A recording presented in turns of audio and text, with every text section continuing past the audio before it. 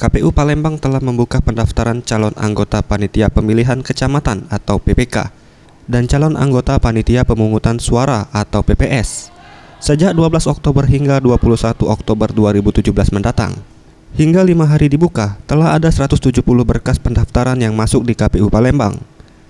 Menurut Abdul Karim Nasution, Komisioner KPU Palembang mengatakan, pendaftaran akan ditutup pada 21 Oktober nanti.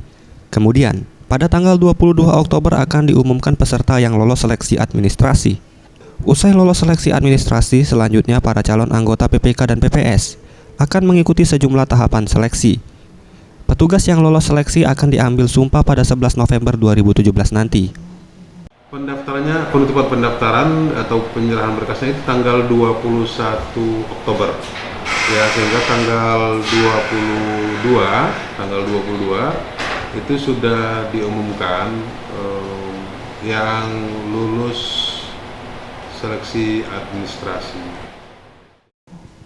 Bagi calon peserta yang berminat menjadi anggota PPK dan PPS, KPU Palembang meminta calon pendaftar untuk memenuhi persyaratan seperti warga negara Indonesia, berusia paling rendah 17 tahun, pendidikan minimal SLTA atau sederajat, belum pernah menjadi anggota PPK dan PPS, tidak menjadi anggota partai politik, dan tidak pernah dipidana penjara berdasarkan pengutusan pengadilan.